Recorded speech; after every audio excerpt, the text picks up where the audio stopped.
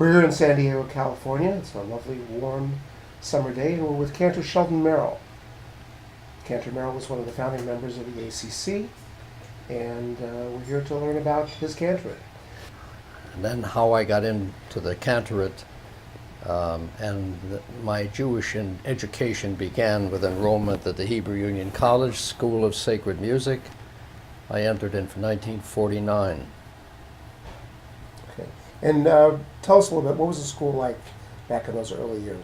Well, I was in the second graduating class, so they had evidently started the school. 1948, Eric Werner was one of the founders. Shai Zeldin came in later as assistant dean. Abraham Franzblau, the psychiatrist, was the dean of the school. And so coming in the second class, the first class was very small. The curriculum was very weak. They were just learning and deciding what to do, how they could train cantors. As you know, the School of Sacred Music made a commitment to train cantors called Bo, and so they tried to do that as well.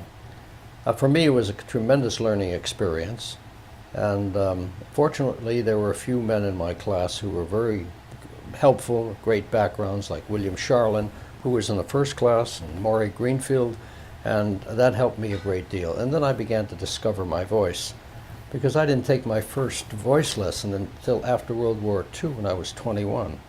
And so I was sort of a late beginner as a singer. Who were, in those early years, who were some of your teachers or your mentors or your cantorial influences? Isidor Fried taught.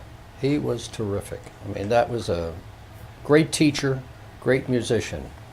I'm trying to remember who else. There were some coaches, and not many of them stood out. But we were fighting to learn, and we learned from each other a great deal. Had some harmony classes, and later on we brought in Max Helfman to teach conducting. I guess you admit that. The question you asked me about what advice to give to young people entering the cantorate. Well, it's a long haul. What is it, 4 years now? It's 5 years now. 5 years. Several years ago, I would be more negative. But now, the role of the cantor has become far different than when you and I started. You were a pioneer and a track breaker too, a trailblazer. And now the role of a cantor, because of people like you and me, and I like to feel that, we contributed to this role, because when I left the congregation, they immediately hired a new cantor, because that was it. They couldn't do without it. And even though for years they had done without it. And so people that followed me and are doing the same kind of thing. But it's a long haul to be a cantor, and you have to be really dedicated and love to sing. Fortunately, if there aren't great voices, but a great voice doesn't always hold the role in the cantorate. It's the personality, dedication, knowledge, and great voices are rare in the cantorate. And you have to be ready to move around. If you want to grow, you got to go sometimes. And now the role of the spouse is very significant. I mean, I was lucky that Marcy, who had a career in Toronto, gave it up to come here and wasn't able to pick up the threads of that.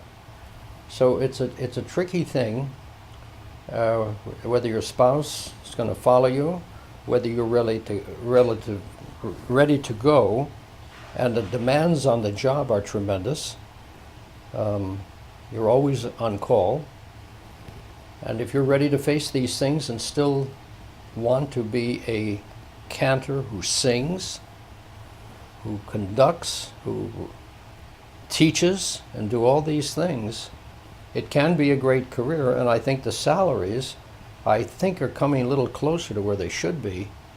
The disparity between cantor and rabbi may not be as great as it was when you and I started. So these things are tricky. If you want it badly enough, okay. And if you don't want it badly enough, don't do it. Great words of wisdom.